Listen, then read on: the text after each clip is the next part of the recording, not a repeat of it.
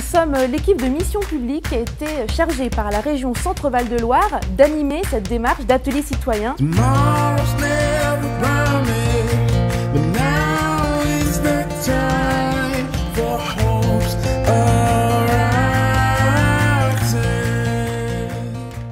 Et notre métier au quotidien, c'est d'accompagner des démarches de participation des citoyens pour qu'ils prennent une part active dans les politiques publiques qui les concernent sur des sujets souvent liés aux questions environnementales. Madame, par exemple, qu'est-ce qui vous a donné envie de venir? L'avenir de notre planète, tout ça, ça nous intéresse quand on voit tous ces déchets, voilà, nos enfants, leur apprendre aussi à recycler, à faire attention à la nature. Je sais que je pense que je gère très mal mes déchets, déjà d'apprendre à le faire. Alors bref, il y a plein de choses à mettre en place, on voit plein de choses sur internet, ouais, mais de le faire en fait. Trouver des idées aussi pour pas acheter des choses qu'on va mettre tout de suite à la poubelle. On a de plus en plus de déchets et en parallèle j'ai l'impression qu'on en produit de plus en plus. Ce qu'on va voir tout à l'heure, c'est qu'en fait les déchets c'est comme une pelote de laine qu'on commence à attraper. Plein de choses viennent sur le fonctionnement actuel de l'économie, sur nos choix de consommation, nos choix de vie. Et on va voir comment on peut agir là-dedans et comment vous pouvez aussi interpeller les acteurs du tri. Et ça va être tout notre travail. La région est chargée d'élaborer un plan régional pour la prévention et la gestion des déchets. Ça, c'est la loi qui nous demande de le faire. Ça va cadrer la façon dont le secteur des déchets va s'organiser dans la région. Et nous, on n'imagine pas élaborer un plan de ce type-là sans le faire dans un dialogue avec les citoyens. Pour une fois qu'on me demande ce que je veux ou ce que je peux faire, j'ai saisi l'opportunité. On n'a plus de choix, quoi. Et je trouve très bien que ce soit des citoyens qu'on puisse donner la possibilité à des citoyens de prendre les choses en main. La région va formuler vis-à-vis de vous une ou plusieurs questions sur lesquelles votre expérience en tant que citoyen sera attendue, votre expertise collective, votre capacité de discuter entre vous pour produire des recommandations. On travaille par atelier, donc il n'y a pas de leader, chacun émet ce qu'il a envie d'émettre. Et après on a un rapporteur qui vient faire une synthèse au groupe. Alors ce qui est clair pour nous dans notre mandat, c'est qu'on est un observateur de terrain. Et ce qui nous donne envie, c'est d'aller chacun dans nos collectivités, rencontrer les acteurs de la ville. Faire état de nos difficultés vis-à-vis du problème des déchets en général. Faire des propositions pour améliorer le système. Finalement, quel est le rôle des uns et des autres, et en particulier notre rôle à nous, dans ce fameux terme aujourd'hui qu'on appelle économie circulaire, et à quel moment on doit agir pour que ce produit puisse finalement rester le plus longtemps possible sur le marché économique, ou plutôt qu'il puisse garder sa valeur le plus longtemps possible. Très spontanément, je pense qu'on aura encore beaucoup de choses à dire sur la question du gaspillage alimentaire. Et pour le coup, voilà, nous, on a commencé à construire des outils qui permettent d'aller à la rencontre et des enfants et des adultes qui sont bénéficiaires d'un service de restauration collective, mais aussi des citoyens là, sur des lieux d'achat. On ne va pas pouvoir, par exemple, transformer tous les moules à tarte en tabourets. Ça sera pas possible. Il faut arrêter de raisonner économique, temps, gain d'argent. Il faut faire les choses quand on est convaincu qu'il faut les faire, quoi.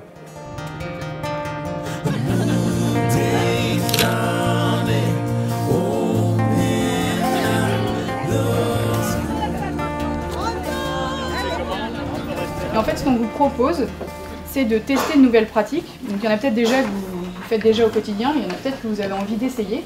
On vous en a listé une vingtaine. Donc voilà, vous pouvez en choisir une ou plusieurs que vous avez envie d'essayer durant les vacances d'été. Et après, en fait, vous avez une page de rapport de défi où on vous propose en fait de raconter donc, le nom du défi, combien de temps vous l'avez fait, pourquoi vous l'avez choisi, si vous avez trouvé ça bien, pas bien, si vous avez envie de recommencer, pourquoi. Et surtout, si ça vous a plu, comment convaincre d'autres habitants de se lancer dans cette pratique également. La démarche, elle est participative, de rencontrer des acteurs locaux, d'aller aussi d'échanger sur l'ensemble des citoyens choisis sur les départements de la région Centre. Et en réalité, l'échange de toutes ces rencontres, des enquêtes de terrain, permet de faire remonter toutes les questions, les bonnes questions qu'on pourrait poser aux politiques.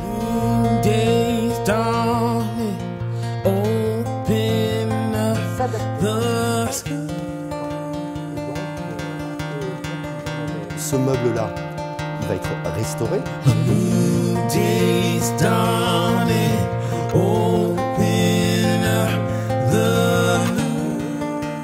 Là, on a une mobilisation qui est très intéressante. On a la trentaine de membres du panel a travaillé tout l'été avec des méthodes participatives. On leur a proposé de mener finalement des sortes d'enquêtes locales pour voir comment c'était organisé chez eux, de rencontrer des acteurs, d'impliquer aussi des gens de leur entourage qui sont des filleuls. Et là, on voit qu'on a un groupe très très motivé, très impliqué, alors que au départ, c'est des citoyens tirés au sort. Donc on n'a pas sélectionné des gens sur le degré de motivation pour le sujet. On voit que c'est aussi c'est un sujet qui est intéressant et motivant en soi, mais c'est aussi les méthodes qui ont été utilisées qui donnent envie aux personnes de se mobiliser. Et sont venus parler pour représenter le groupe Sandra et Jean-Louis. Et donc ils ont parlé dans l'assemblée, dans la salle de l'Assemblée régionale, une salle un peu impressionnante avec un amphithéâtre, pour raconter les motivations du groupe et l'émission qui était les vôtres cet été. Alors est-ce que Sandra et Jean-Louis voulaient nous raconter un peu comment vous avez vécu, enfin d'abord ce que vous avez dit, mais surtout comment vous avez vécu cette matinée? C'était super intéressant de voir de notre côté ce que nous, à notre niveau de citoyen, on essaye de faire dans les défis, mais on a vu aussi les professionnels, les associations qui œuvrent pour ça. Donc voilà. Ils pourront dire que des citoyens se sont mêlés et peut-être de façon importante à leur réflexion et qu'elles pourront peut-être l'orienter. Après avoir partagé assez rapidement ce que vous avez fait, vous dire qu'est-ce que vous en tirez comme enseignement, qu'est-ce qui vous a le plus marqué dans cette observation de vos pratiques? On a essayé de voir tout ce qu'on jetait, qu'est-ce qu'on pouvait réduire et si on le jetait bien ou pas. Parce qu'on a déjà un compost à la maison, nous on a déjà une mini déchetterie à la maison. C'est pas la gestion des déchets qu'il faut faire, c'est la gestion de ta consommation. Je suis repassé au café filtre. Ah oui, ça c'est... J'ai arrêté j'étais pas en espresso, mais déjà question d'argent, parce que voilà, 4 balles, 8 cafés, c'est bon au bout d'un moment. Finalement, pour moi, c'est une vraie démarche d'éducation populaire. C'est-à-dire qu'on part de citoyens qui ne connaissent pas forcément le sujet, mais qui progressivement sont en train de s'outiller, de se faire un avis constructif et réfléchi. Et moi, je crois beaucoup je crois que ça va vraiment nous aider à progresser. Je pense que plus on avance dans les ateliers, plus on prend conscience pour certains, et plus on met en pratique, on essaie de trouver des solutions, des idées. Il y a plus de réflexion dans 30 cerveaux que dans un. Voilà. Et après, il y a des réflexions de groupe par rapport à ce que chacun a fait et ce que chacun a ressenti, et on met en commun et on donne les grandes lignes pour le moment.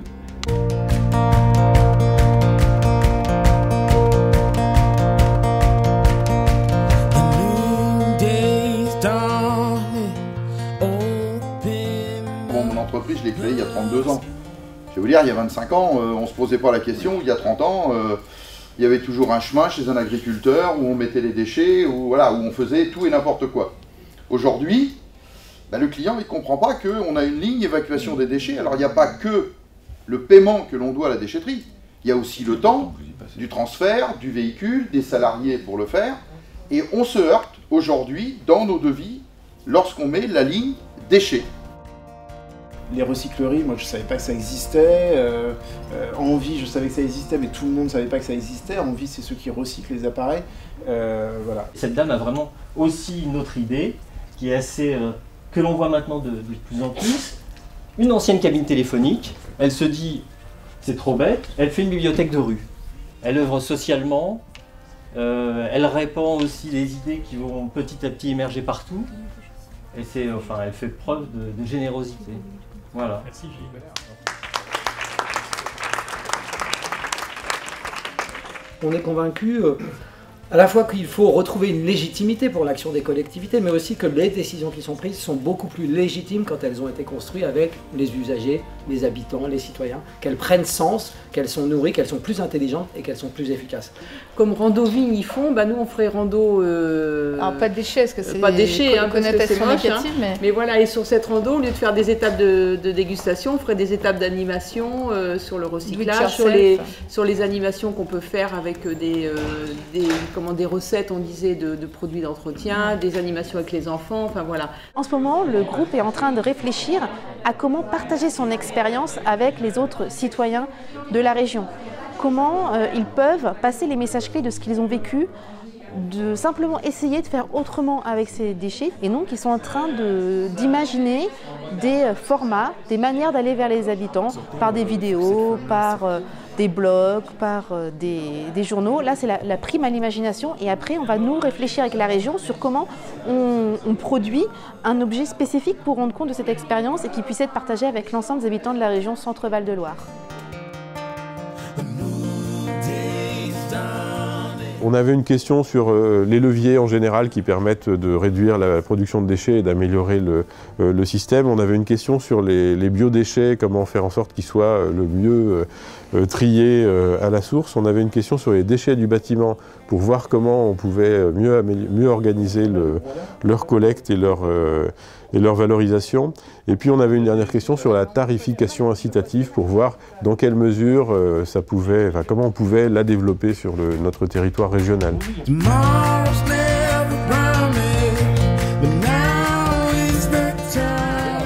Le problème, c'est que la plupart des gens ne savent pas composter en fait. Ils pensent bien faire, mais malheureusement, ils créent plus du méthane que du CO2, quoi. Pour la petite histoire, compostage, ça vient du latin componere, qui veut dire mélanger, ou mêler ensemble. Donc déjà, on a déjà une règle dans l'étymologie du mot. Le fait que des citoyens viennent et s'intéressent aux déchets, je pense que c'est important. Surtout que le domaine des déchets est tellement complexe, que ce soit au niveau financier, au niveau tarification, à tous les niveaux, que d'expliquer tout ce qu'est ce domaine des déchets est important pour pouvoir, si on arrive à comprendre la mécanique et tous ces éléments-là, je pense qu'après on peut apporter des solutions et être plus impliqué dans la réduction des déchets. En fait, ce qu'on fait là, c'est quelque chose qui va changer brutalement nos habitudes de vie. Et ce n'est pas un complément de petites mesures qui sont déjà prises à des étages inférieurs aux nôtres. Et que cette fois-ci, parce qu'on ne va pas se revoir tout de suite pour faire un atelier comme ça dans quelques temps, que cette fois-ci, c'est vraiment sûr que ça va changer, mais vraiment. Est-ce que tout le monde se reconnaît dans l'avis qui a été produit ce week-end? Vous avez droit, donc c'est vert, jaune, rouge, à ce stade. À ce stade, oui. Ouais. Avec ce qu'on a dit qu'on vous proposerait comme modification.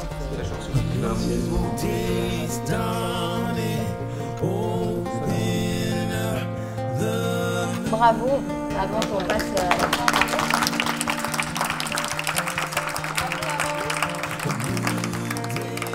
Je le conseille, en fait, c'est vraiment très... c'est très enrichissant. On a pris à cœur de faire les recherches et les défis, et tout ceci a été porté par un groupe et une organisation extrêmement efficace. Et puis apparemment, il y a un certain nombre d'entre nous qui souhaitent qu'il y ait quelque chose qui continue. On a un collectif de montée, donc on a une page Facebook, on alimente tous les jours, on trouve des nouvelles idées, et on va faire d'autres actions, au moins dans notre commune, pour sensibiliser les gens. Maintenant qu'on a un groupe de citoyens motivés sur le sujet et qui s'est forgé un avis, ça nous intéresse de le garder dans la durée. Le travail entre la région et Mission Publique, on sentait que vous étiez vous aviez bien fait votre truc, je pense. Donc, Vous avez montré une grande tolérance à l'égard des nuances que vous aviez envie d'apporter, etc. J'avais très peur en fait que notre avis ne soit pas entendu, et en fait là je suis vachement rassurée. Oui, là ce que vous avez fait, c'est rendre un avis citoyen. C'est vrai que maintenant l'enjeu c'est de le faire vivre, de le faire connaître. C'est plus qu'un avis en plus. Ouais. On avait des intervenants, etc. qui arrivaient, donc tout était très riche et constructif. Il y a plein de personnes qui voudraient continuer. En fait, je pense qu'il y a plein d'associations autour de chez vous sur lesquelles vous pouvez vous orienter et qui pourraient vous donner des idées. Merci pour ce que vous avez fait pour nous aussi, et puis pour... Merci.